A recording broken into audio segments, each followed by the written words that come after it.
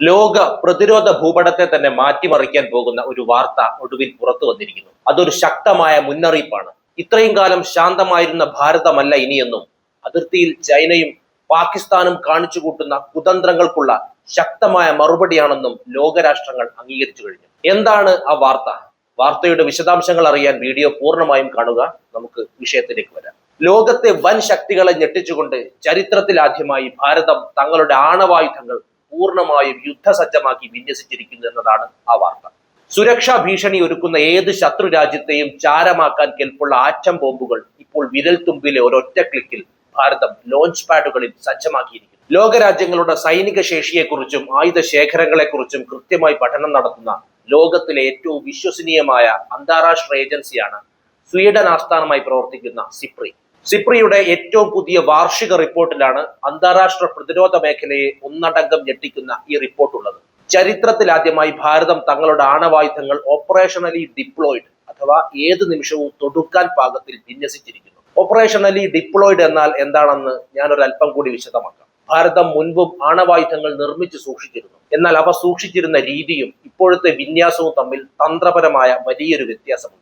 ഇത്രയും കാലം ഭാരതം പിന്തുടർന്നിരുന്നത് ആണവ വികേന്ദ്രീകരണ നയമായിരുന്നു. അതായത് സമാധാന കാലത്ത് ആണവ ബോംബുകളും അവ ശത്രു രാജ്യങ്ങളിലേക്ക് എത്തിക്കുന്ന മിസൈലുകളോ വിമാനങ്ങളോ ഒരേ സ്ഥലത്ത് ഒരുമിച്ച് ഘടിപ്പിച്ചു വെക്കാറില്ല. ആണവ ബോംബുകൾ ശാസ്ത്രജ്ഞരുടെ മേൽനോട്ടത്തിൽ പ്രത്യേക കേന്ദ്രങ്ങളിലും മിസൈലുകൾ സൈന്യത്തിന്റെ കീഴിലുമായിരുന്നു സൂക്ഷിച്ചിരുന്നത്. ഒരു യുദ്ധ സാഹചര്യം ഉണ്ടായാൽ മാത്രമേ ഇവ രണ്ടും ഒന്നിച്ചു കൊണ്ടുവന്ന് ഘടിപ്പിച്ച് വിക്ഷേപണത്തിന് സജ്ജമാക്കുകയുള്ളൂ. ഇതിന് മണിക്കൂറുകളോ ദിവസങ്ങളോ എടുത്തേക്കാം. എന്നാൽ ഇപ്പോൾ വന്നിരിക്കുന്ന മാറ്റം എന്തെന്നാൽ ഭാരതം തങ്ങളുടെ ചില ആണവായുധങ്ങൾ സമാധാന കാലത്ത് തന്നെ മിസൈലുകളുമായി ഘടിപ്പിച്ച് ഏത് നിമിഷവും ബട്ടണമർത്തിയാൽ കുതിച്ചുയരാൻ പാകത്തിൽ യുദ്ധസജ്ജമാക്കി തയ്യാറാക്കിയിരിക്കുന്നു. അതായത് ഉത്തരവ് ലഭിച്ചു കഴിഞ്ഞാൽ മിനിറ്റുകൾക്കുള്ളിൽ മിസൈലുകൾക്ക് കുതിച്ചുയരാൻ സാധിക്കും. ശത്രുവിന് ചിന്തിക്കാൻ പോലും സമയം നൽകാതെയുള്ള അതിവേഗ തിരിച്ചടിയാണ് ഭാരതം ഇതിലൂടെ ഉറപ്പാക്കുന്നത്. ഭാരതം പെട്ടെന്ന് ഇത്തരമൊരു തന്ത്രപരമായ മാറ്റത്തിലേക്ക് നീങ്ങിയതിന് പിന്നിൽ പെട്ടെന്നുള്ള യുദ്ധഭീഷണിയല്ല കാരണം, മറിച്ച് നമ്മുടെ അതിർത്തികൾക്ക് ചുറ്റും അതിവേഗം മാറിക്കൊണ്ടിരിക്കുന്ന ഭൗമരാഷ്ട്രീയ സാഹചര്യങ്ങളും ദീർഘകാല സുരക്ഷാ വെല്ലുവിളികളുമാണ്. പ്രധാനമായും 3 കാരണങ്ങളാണ് ഈ തീരുമാനത്തിന് പിന്നിലുള്ളത്. ഒന്നാമതായി, ചൈനയിൽ നിന്നുള്ള വർദ്ധിച്ചു വരുന്ന ഭീഷണിയാണ് ഏറ്റവും പ്രധാന കാരണം. സമീപ വർഷങ്ങളിൽ ചൈന തങ്ങളുടെ ആണവായുധ ശേഖരം അതിവേഗം വർദ്ധിപ്പിക്കുകയും അവ അത്യാധുനിക രീതിയിൽ വിന്യസിക്കുകയും ചെയ്യുന്നുണ്ട്. ലഡാക്കിലും അരുണാചൽ പ്രദേശിലും ചൈനീസ് സൈന്യം നടത്തുന്ന കടന്നുകയറ്റ ശ്രമങ്ങളും ശത്രുതയും ഭാരതത്തിന് എപ്പോഴും ഒരു സുരക്ഷാ വെല്ലുവിളിയാണ്. ചൈനയുടെ ഭാഗത്തു നിന്ന് ഭാവിയിൽ ഉണ്ടാകാൻ സാധ്യതയുള്ള ഏത് തരത്തിലുള്ള സൈനിക നീക്കങ്ങളെയും തുടക്കത്തിലെ പ്രതിരോധിക്കാൻ ഭാരതം സജ്ജമാണെന്ന ശക്തമായ സന്ദേശം നൽകേണ്ടത് നിലവിലെ സാഹചര്യത്തിൽ അനിവാര്യമാണ്. രണ്ടാമതായി, പാകിസ്ഥാനും ചൈനയും തമ്മിലുള്ള സൈനിക കൂട്ടുകെട്ടാണ് ഭാരതം നേരിടുന്ന മറ്റൊരു വെല്ലുവിളി. 2 അതിർത്തികളിൽ നിന്നും ഒരേ സമയം ഭീഷണി ഉണ്ടായാൽ പോലും ഭാരതത്തിന്റെ പ്രതിരോധം സുരക്ഷിതമായിരിക്കണം. പാകിസ്ഥാന്റെ പക്കൽ നിലവിൽ ഭാരതത്തെക്കാൾ ആണവായുധങ്ങൾ ഉണ്ടെന്നാണ് കണക്കുകൾ.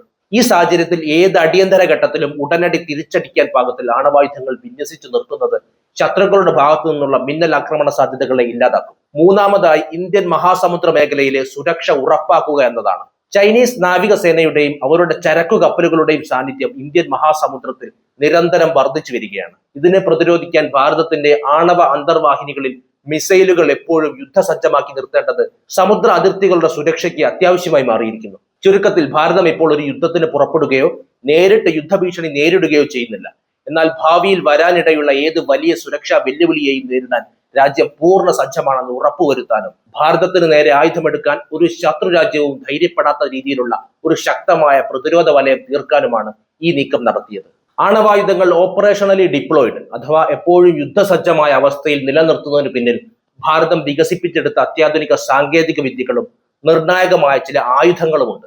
ഇതിന്റെ സാങ്കേതിക വശങ്ങളും നിലവിൽ വിന്യസിച്ചിരിക്കുന്ന പ്രധാന ആയുധങ്ങളും എന്തൊക്കെയാണെന്ന് വിശദമായി നമുക്കൊന്ന് നോക്കാം. ഈ തന്ത്രപരമായ മാറ്റത്തിന് പിന്നിലെ ഏറ്റവും പ്രധാനപ്പെട്ട സാങ്കേതിക വിദ്യ കാനിസ്റ്ററൈസേഷൻ എന്നാണ് അറിയപ്പെടുന്നത്. മുൻപ് ആണവ ബോംബുകളും മിസൈലുകളും വ്യത്യസ്ത കേന്ദ്രങ്ങളിൽ പ്രത്യേകം സൂക്ഷിക്കുകയും യുദ്ധസമയത്ത് മാത്രം ഘടിപ്പിക്കുകയുമായിരുന്നു ചെയ്തിരുന്നത്. എന്നാൽ കാനിസ്റ്റർ സാങ്കേതിക വിദ്യയിൽ ആണവ ബോംബ് മിസൈലുമായി മുൻകൂട്ടി തന്നെ ഘടിപ്പിച്ച് പ്രത്യേകമായി നിർമ്മിച്ച ഒരു സിലിണ്ടർ ട്യൂബിനുള്ളിൽ അടച്ചുപൂട്ടിയാണ് സൂക്ഷിക്കുന്നത്. ഈ ട്യൂബിനുള്ളിലെ താപനിലയും അന്തരീക്ഷവും ശാസ്ത്രീയമായി എപ്പോഴും നിയന്ത്രിക്കപ്പെടുന്നതിനാൽ മിസൈലിനുള്ളിലെ ഇലക്ട്രോണിക് സംവിധാനങ്ങൾക്കോ ഇന്ധനത്തിനോ ആണവ യുദ്ധമുഖത്തിനോ വർഷങ്ങളോളം യാതൊരു കേടുപാടും സംഭവിക്കില്ല. റോഡിലൂടെയോ റെയിലിലൂടെയോ അതിവേഗം കൊണ്ടുപോകാനും ഉത്തരവ് ലഭിച്ചാൽ മിനിറ്റുകൾക്കകം വിക്ഷേപിക്കാനും ഇത് സൈന്യത്തെ സഹായിക്കുന്നു. ഇതോടൊപ്പം നിർണായകമായ മറ്റൊരു സാങ്കേതിക വിദ്യയാണ് MIRV. ഭാരതത്തിന്റെ അത്യാധുനിക മിസൈലുകളിൽ ഉപയോഗിക്കുന്ന ഈ വിദ്യയിലൂടെ ഒരൊറ്റ മിസൈലിൽ തന്നെ ഒന്നിലധികം ആണവ ബോംബുകൾ ഘടിപ്പിക്കാൻ സാധിക്കും. മിസൈൽ ആകാശത്ത് ഉയർന്നു കഴിഞ്ഞാൽ അതിനുള്ളിലെ വ്യത്യസ്ത ബോംബുകൾക്ക് വ്യത്യസ്ത ശത്രു നഗരങ്ങളെ ലക്ഷ്യമാക്കി ഒരേ സമയം കുതിച്ചു വരാൻ കഴിയും. ഇത് ശത്രു രാജ്യങ്ങളുടെ മിസൈൽ പ്രതിരോധ സംവിധാനങ്ങളെ പൂർണ്ണമായും അപ്രസക്തമാക്കുന്നു. ഇത്തരത്തിൽ യുദ്ധസജ്ജമായ അവസ്ഥയിൽ ഭാരതം വിന്യസിച്ചിരിക്കുന്ന പ്രധാന ആയുധങ്ങൾ കടലിനടിയിലെ ആണവ അന്തർവാഹിനികളാണ്. ഭാരതം സ്വന്തമായി നിർമ്മിച്ച IAS അരിഹന്ത്, IAS അരിദാമൻ എന്നീ 2 ആറ്റോമിക് അന്തർവാഹിനികളാണ് ഈ വിന്യാസത്തിന്റെ കേന്ദ്രബിന്ദു. ഇവയിൽ സജ്ജമാക്കിയിരിക്കുന്ന ആയുധങ്ങൾ എന്തൊക്കെയാണെന്ന് നോക്കാം.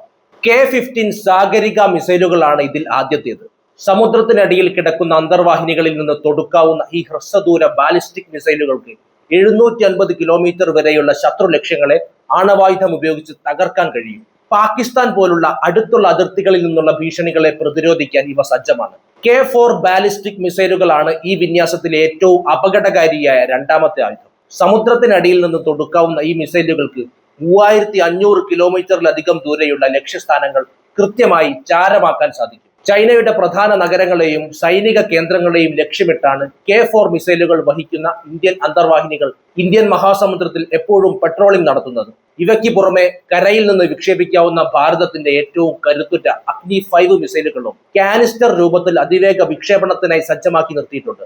5000 കിലോമീറ്ററിന് മുകളിൽ ദൂരപരിധിയുള്ള അഗ്നി 5 മിസൈലുകൾക്ക് ചൈനയുടെ മുഴുവൻ ഭൂപ്രദേശത്തെയും ലക്ഷ്യം വെക്കാൻ സാധിക്കും. ചുരുക്കത്തിൽ കടലിനടിയിലെ K-4, K-15 മിസൈലുകളും കരയിലെ കാനിസ്റ്ററൈസ്ഡ് അഗ്നി മിസൈലുകളുമാണ് ഭാരതത്തെ ഏത് നിമിഷവും തിരിച്ചടിക്കാൻ പാകത്തിൽ അജയ്യമാക്കി നിർത്തിയിരിക്കുന്നത്. എന്നാൽ ഭാരതത്തിന്റെ ആണവ നയം എന്നത് ഒരു രാജ്യത്തെയും ആദ്യം പോയി ആക്രമിക്കാനുള്ളതല്ല.